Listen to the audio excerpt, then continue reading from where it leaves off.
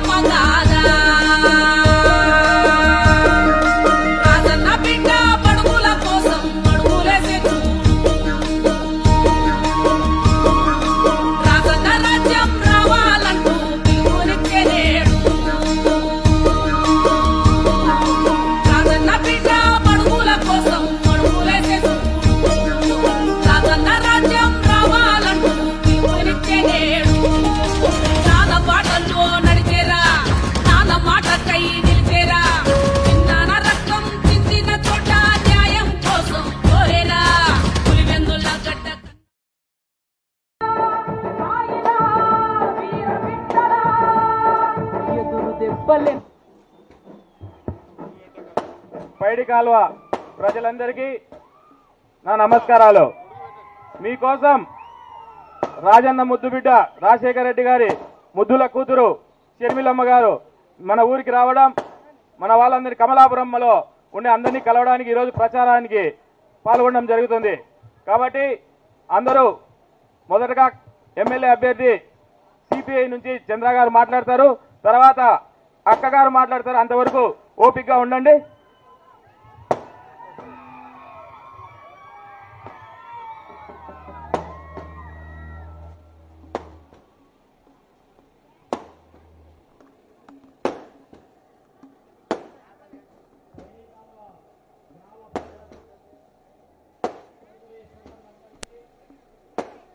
కూటమి పక్షాన అభినందనలు కృతజ్ఞతలు తెలియజేస్తా ఉన్నాం.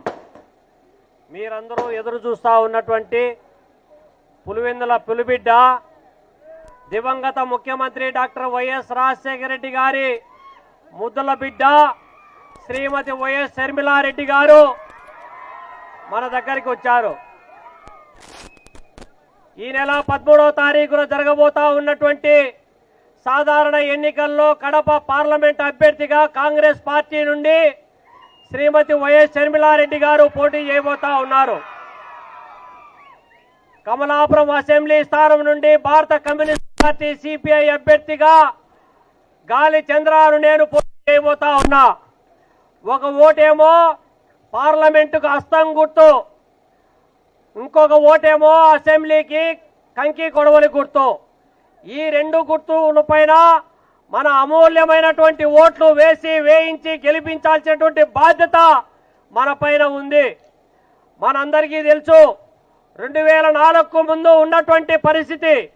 ఈ ప్రాంతం నిత్యం కరువు, వలసలు, ఆత్మహత్యలకు నిలయంగా ఉన్నటువంటి ప్రాంతంగా, ఏడాదిలో ఒక్క పంట కూడా పండగ, గ్రామీణ ప్రాంతాల్లో పనులు లేక అవస్థ పడుతున్నటువంటి రోజుల్లో దివంగత ముఖ్యమంత్రి డాక్టర్ వైఎస్ రాజశేఖర రెడ్డి గారు మన ప్రాంతాలన్నీ కలియదిరిగి ఈ ప్రాంతంలో ఈ స్థితిని పోవాలంటే, ఉన్నతమైనటువంటి స్థితి రావాలంటే కాంగ్రెస్ పార్టీ అధికారంలోకి రావాలని చెప్పి మన ప్రాంతాలన్నీ కలియదిరిగి నీటిపారుదల ప్రాజెక్టులకు శ్రీకారం చుట్టడం జరిగింది.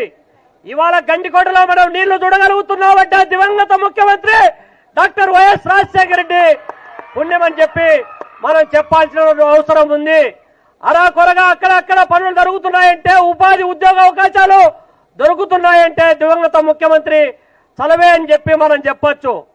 మరి అటువంటి వారి ఆశయాలు నెరవేర్చాల్సినటువంటి బాధ్యత ఇవాళ అధికారంలో ఉన్నటువంటి వైఎస్ జగన్మోహన్ రెడ్డి గారు ఏం చెప్పారు ఎన్నికల ముందు?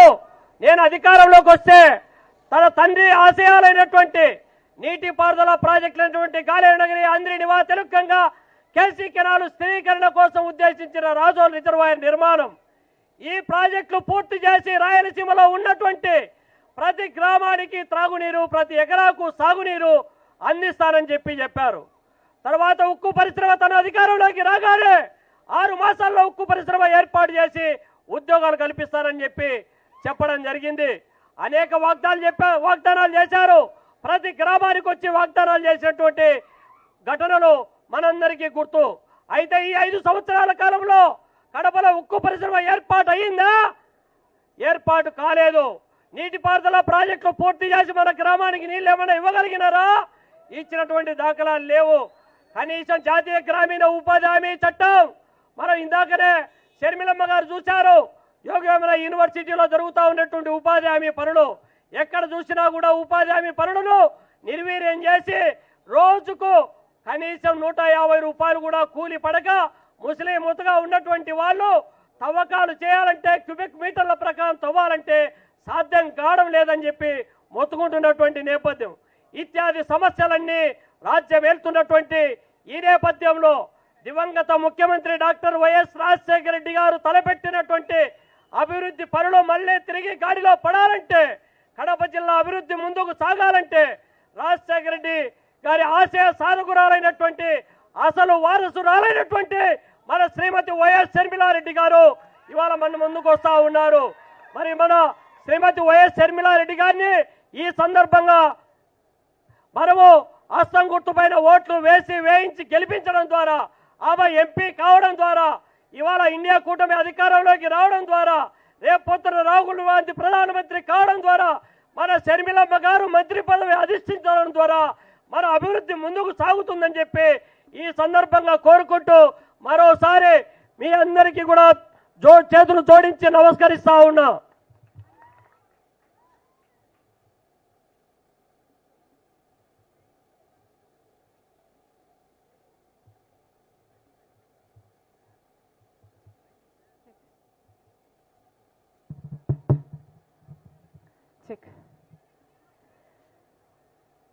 పైడి కాలువ ప్రజలకు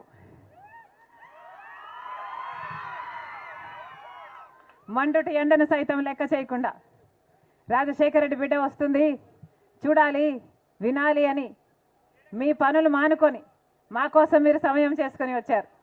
ప్రతి అక్కకు, ప్రతి చెల్లికి, ప్రతి అమ్మకు, ప్రతి అన్నకు, ప్రతి తమ్ముడికి, ప్రతి అయ్యకు మీ రాజశేఖర రెడ్డి బిడ్డ మీ షర్మిల శిరస్సు వంచి చేతులు జోడించి మనస్ఫూర్తిగా నమస్కరించుకుంటోంది.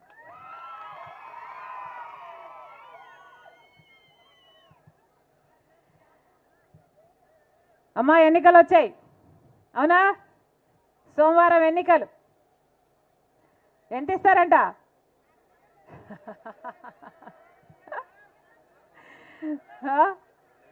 2000 అంతేనా?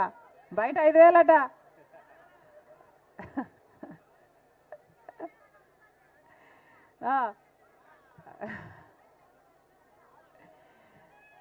ఎవరమ్మా మీ ఎమ్మెల్యే?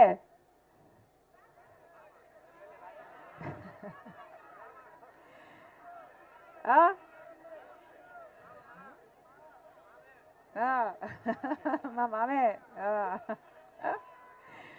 మా మేనమామే. ఎవరు?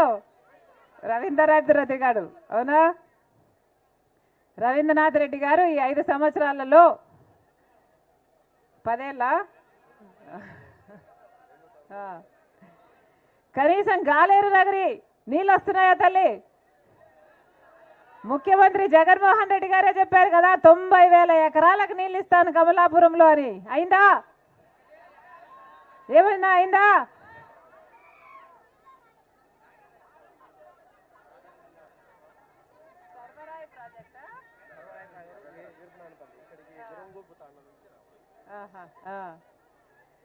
రవీంద్రనాథ్ రెడ్డి గారు యథేచ్ఛగా ప్రభుత్వ భూములు కూడా కబ్జా చేసేసాడట కదా, అవునా? మళ్ళీ అలాంటి వాళ్ళ ఓట్లు వేయాలా తల్లి? ఇదే రవీంద్రనాథ్ రెడ్డి గారు మొన్న ఒక ప్రెస్ మీట్ పెట్టి పక్కన ఎంపీ అవినాష్ రెడ్డి గారు నిలబెట్టుకొని వివేకానంద రెడ్డి గారి హత్య జరిగితే సాక్ష్యాలు తుడిచేస్తుంటే అవినాష్ రెడ్డి గారు అమాయకంగా నిలబడుకొని చూశారట.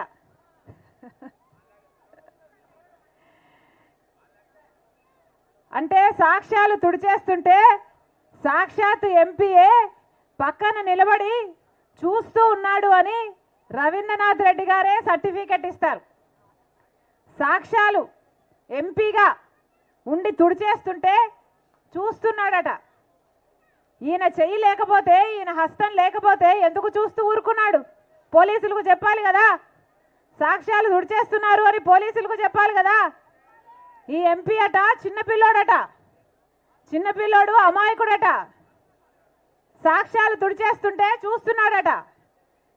ఒక సర్టిఫికెట్ ఏమో రవీంద్రనాథ్ రెడ్డి గారు ఇస్తారు, అమాయకుడు చిన్నపిల్లోడు అని ఇంకో సర్టిఫికెట్ ఏమో జగన్మోహన్ రెడ్డి గారే ఇస్తారు.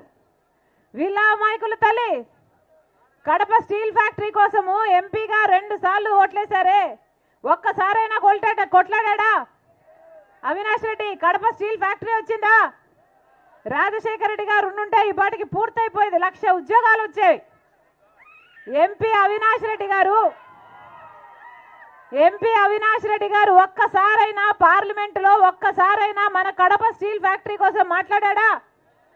ఈయన అమాయకుడట, చిన్నపిల్లోడట, మాట్లాడలేడట, సాక్ష్యాలు తుడిచేస్తుంటే చూస్తూ ఊరుకుంటాడట.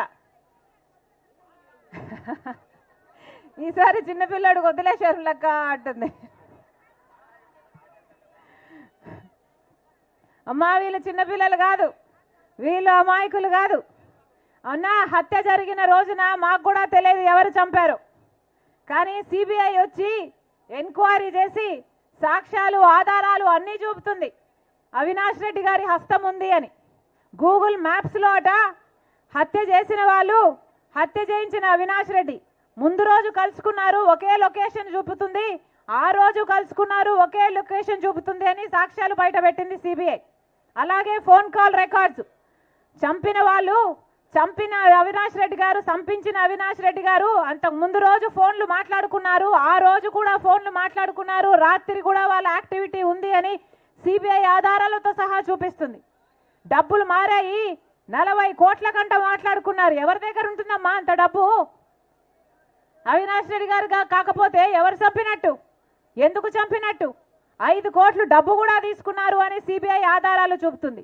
ఇన్ని సాక్ష్యాలు ఆధారాలు ఉండి కూడా 5 సంవత్సరాలుగా ఇప్పటి వరకు ఒక్క చెయ్యి కూడా పడలేదు అవినాష్ రెడ్డి గారి మీద. ఎందుకంటే సాక్షాత్ ముఖ్యమంత్రి జగన్మోహన్ రెడ్డి గారే అధికారాన్ని అడ్డేసి మరీ కాపాడుతున్నారు కాబట్టి. సిబిఐ కర్నూలు వరకు వెళ్ళింది అవినాష్ రెడ్డిని అరెస్ట్ చేయాలి అని. 3 రోజుల పాటు భయభ్రాంతులకు గురి చేశారు. పోలీసుల్ని, మూకల్ని అందరినీ పెట్టి అవినాష్ని 3 రోజుల పాటు లా అండ్ ఆర్డర్ ప్రాబ్లం సృష్టించి సిబిఐని ఉట్టి చేతులు పంపించేశారు. మరి అధికారం ఇచ్చింది దేనికమ్మా? ఇలాంటి హంతకులను కాపాడడానికా? దేనికిచ్చారు అధికారం? ఈ రోజుటి వరకు జగన్మోహన్ రెడ్డి గారు సమాధానం చెప్పలేదు. గొడ్డలి వేట్లతో 7 సార్లు నరుకుతే వివేకానంద రెడ్డి గారి ఎముకలు బయటకు వచ్చాయి, ఆయన మెదడు బయటకు వచ్చిందట, ఇల్లంతా రక్తం అయిపోయిందట. అయినా కానీ ఆ రోజు సాక్షి టీవీలో మాత్రం హార్ట్ అటాక్ అని చెప్పారు. హార్ట్ అటాక్ నడిపేది ఎవరమ్మా? జగన్మోహన్ రెడ్డి గారి భార్య. మరి ఎందుకు అలా చెప్పారు అని ఈ రోజుటి వరకు జగన్మోహన్ రెడ్డి గారు ప్రజలకు సమాధానం చెప్పారా? చెప్పలేదు. హత్య జరిగిన రోజు సిబిఐ ఎంక్వైరీ కావాలి అని జగన్మోహన్ రెడ్డి గారు అడిగారు. తర్వాత ఆయన ముఖ్యమంత్రి అయ్యాక సిబిఐ ఎంక్వైరీ అవసరం లేదు, సిబిఐ ఎంక్వైరీ వేస్తే అవినాష్ రెడ్డి బీజేపీ పార్టీకి పోతాడు అని సునీతమ్మకు చెప్పాడు జగన్మోహన్ రెడ్డి గారు. ఇది న్యాయమేనా? ఇది న్యాయమేనా? అమ్మా ఇదే రాజశేఖర రెడ్డి బిడ్డ, ఇదే జగన్మోహన్ రెడ్డి గారి కోసం 3200 కిలోమీటర్లు పాదయాత్ర చేసింది ఆయన జైల్లో ఉంటే, ఆయనను ఆయన పార్టీని నిలబెట్టడం కోసం. కానీ ఈరోజు ఇదే షర్మిలమ్మ, ఇదే రాజశేఖర రెడ్డి బిడ్డ ఇంత అన్యాయం జరుగుతుంది కాబట్టి వ్యతిరేకిస్తుంది. నేను రాజశేఖర రెడ్డి బిడ్డను, పులి కడుపున పులే పుడుతుంది, దేనికి భయపడేది కాదు రాజశేఖర రెడ్డి బిడ్డ.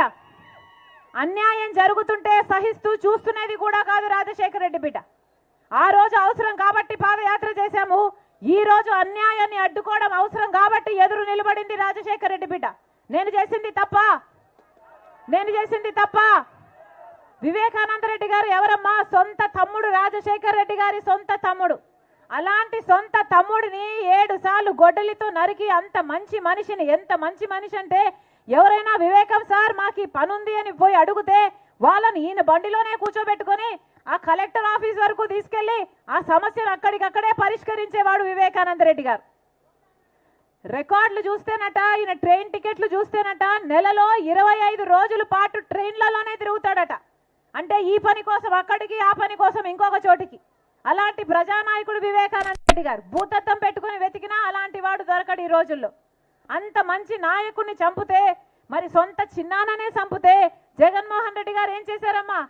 5 సంవత్సరాలుగా హత్య చేయించింది వీళ్ళు అని తెలిసి కూడా వాళ్ళ కాపాడమే కాకుండా ఇప్పుడు మళ్ళీ అదే అవినాష్ రెడ్డికి టికెట్ ఇచ్చారు.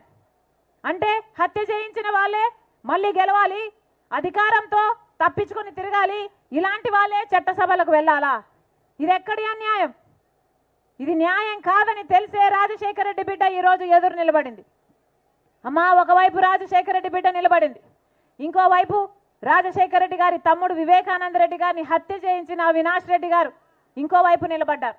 మీకు ఎంపీగా రాజశేఖర రెడ్డి బిడ్డ కావాలో, లేకపోతే మీకు ఎంపీగా రాజశేఖర రెడ్డి గారి తమ్ముడు వివేకానంద రెడ్డి గారిని హత్య చేయించిన అవినాష్ రెడ్డి గారు కావాలో మీరు నిర్ణయించుకోవాల్సిన సమయం వచ్చింది. ఒకవైపు న్యాయం ఉంది, ఇంకోవైపు నేరం ఉంది. ఒకవైపు ధర్మం ఉంది, ఇంకోవైపు డబ్బు అధికారం ఉంది. మీరు ఏ వైపు అమ్మా? మళ్ళీ చెప్తున్నాం ఈరోజు రాజశేఖర రెడ్డి బిడ్డ ధైర్యం చేసింది అంటే దానికి కారణం నాకు మీ మీదున్న నమ్మకం, నాకు నిజం మీదున్న నమ్మకం, నాకు న్యాయం మీదున్న నమ్మకం. మళ్ళీ చెప్తున్నామమ్మా, దయచేసి ఎంత ప్రయత్నించినా 5 సంవత్సరాలుగా ఇంతవరకు న్యాయం జరగలేదు. సునీతమ్మ న్యాయం కోసం తట్టని తలుపు లేదు, ఎక్కని గడప లేదు. న్యాయం కోసం ప్రతి పోలీస్ స్టేషను తిరిగింది, న్యాయం కోసం ప్రతి కోర్టు తిరిగింది. ఈ రోజు వరకు న్యాయం జరగలేదు. ఈ రోజు వరకు వివేకానంద రెడ్డి గారి రక్తం మన గడ్డ మీద న్యాయం కోసం ఘోషిస్తూనే ఉంది. అందుకే చెప్తున్నాం, రాజశేఖర రెడ్డి బిడ్డ, వివేకానంద రెడ్డి బిడ్డ ప్రజల కోర్టుకు వచ్చారు. కనీసం ఇక్కడైనా న్యాయం జరుగుతుంది అని మా కొంగు చాచి అక్కని, ప్రతి చెల్లిని, ప్రతి అన్నని, ప్రతి తమ్ముని న్యాయం చేయమని అడుగుతున్నారు వివేకానంద రెడ్డి బిడ్డ, రాజశేఖర రెడ్డి బిడ్డ. దయచేసి రాజశేఖర రెడ్డి బిడ్డను గెలిపించాలని, నేరాన్ని ఓడించాలని, న్యాయాన్ని గెలిపించాలని శిరస్సు వంచి చేతులు జోడించి మనస్ఫూర్తిగా ప్రార్థిస్తుంది రాజశేఖర రెడ్డి బిడ్డ. మీ ఎంపీగా నేను మీకు మాటిస్తున్నా, రాజశేఖర రెడ్డి గారు మీకు ఎలా సేవ చేశారో, వివేకానంద రెడ్డి గారు మీకు ఎలా అందుబాటులో ఉన్నారో, మీ ఎంపీగా నన్ను గెలిపించండి, నేను కూడా మీకు అలా సేవ చేస్తా, అంత అందుబాటులో ఉంటా. రాజశేఖర రెడ్డి బిడ్డను గెలిపించండి. ఈ రాజశేఖర రెడ్డి బిడ్డ మీ బిడ్డ అవుతుంది, మీ బలం అవుతుంది, మీ బాధ్యతను తన భుజాన వేసుకుంటుంది. మీరు ఎప్పుడు పిలిస్తే అప్పుడు పలుకుతుంది. మీరు ఆశీర్వదించండి, రాజశేఖర రెడ్డి బిడ్డను గెలిపించండి. మీ బిడ్డగా నేను ఇక్కడే బతుకుతా, ఈ గడ్డ బిడ్డలకే నా జీవితాన్ని అంకితం చేస్తా. మనస్ఫూర్తిగా ఆశీర్వదించండి, న్యాయాన్ని గెలిపించండి, వివేకానంద రెడ్డి గారికి న్యాయం చేయండి. అన్న ఆశీర్వదించండి, అన్న ఆశీర్వదించండి, అమ్మ ఆశీర్వదించండి, ఆశీర్వదించండి. హస్తం గుర్తుకే, హస్తం గుర్తుకే, హస్తం గుర్తుకే. అమ్మ గుర్తు చాలా ముఖ్యం అమ్మ. హస్తం గుర్తు, రాజశేఖర రెడ్డి గారి గుర్తు గుర్తుందా తల్లి? రాజశేఖర రెడ్డి గారి గుర్తమ్మా, చేయి గుర్తు. చేయలేకపోతే ఏమీ లేదు, అవునా? అన్న ఆశీర్వదించండి. అమ్మా, మీరు మొదటిన ఓటు వేయడానికి వెళ్ళినప్పుడు మొదటి బూత్లో ఉన్నది ఎంపీ ఓటు. తెల్ల స్లిప్ ఉంటుంది, తెల్ల స్లిప్పులో 4వ నంబరు హస్తం గుర్తు. ఏమ్మా, హస్తం గుర్తు మీద ఓటేయండి, ఆశీర్వదించండి. ఉంటా అమ్మా, అన్నా ఉంటా, అన్నా ఉంటా. అలాగే ఎంపీ అభ్యర్థిగా, ఎమ్మెల్యే అభ్యర్థిగా చంద్రన్న కంకి గొడవలి గుర్తు. మీ పింక్ స్లిప్ ఎన్నో నంబర్ అన్న? 4. ఇద్దరిది 4 అన్న. వైట్ స్లిప్ అయినా 4 నంబరు, పింక్ స్లిప్ అయినా 4వ నంబర్. ఆశీర్వదించండి అమ్మా. ప్రజల కోసం కొట్లాడే పార్టీలు కాంగ్రెస్ పార్టీ, కమ్యూనిస్టుల పార్టీలు. మీకోసం నిలబడతాం, మీరు పిలిస్తే పలుకుతాం. ఆశీర్వదించండి. నమస్తే అన్న, నమస్తే, నమస్తే అన్న, నమస్తే, నమస్తే.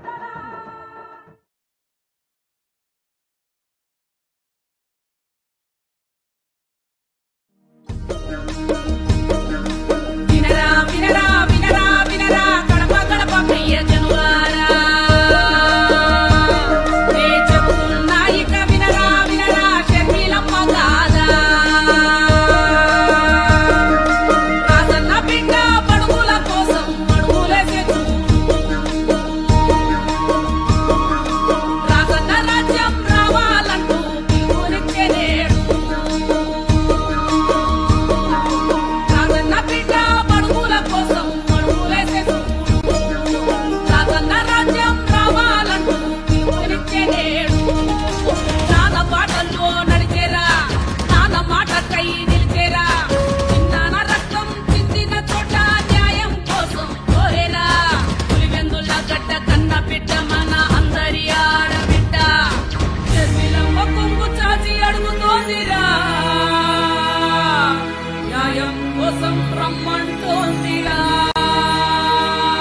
మన షర్మిలమ్మ అడుగుతున్న ధర్మమేంది, కావాలంటున్న న్యాయమేంది? ఈ ఆడబిడ్డ పోరాటం ఎవరి కోసం, ఎందుకోసం? రాజన్న పెంచిన బిడ్డ, రాజసం తెలిసిన బిడ్డ, ధర్మం దారి తప్పితే తనవారైనా నిలదీయాల్సిందే అంటున్న షర్మిలమ్మ కోరుతున్నదేంటి? అదిగో అదిగదిగో పులివెందుల పౌరుషాల గడ్డ, పోరాటాల అడ్డ, రోషమున్నోళ్ళు మీసమున్నోళ్ళు రొమ్ము విరుచుకొని నడిచిన నేల, పోరాటాల పురిటి గడ్డలో ఉదయించింటాడు మన అందరి నేత, మహానేత రాజన్న. రాజన్న మనసెరిగిన తమ్ముడు వివేక, అన్న వెంట లక్ష్మణుడిలా అడుగేసినాడు, ఒట్టి మిట్టలో వెలసిన రామ లక్ష్మణుల్లా, పులివెందుల పులిబిడ్డల్లా, ప్రజల పాలిట నేతల్లా ఎదిగారు. విధి విచిత్రం, రాజన్నను మరణం రమ్మంది.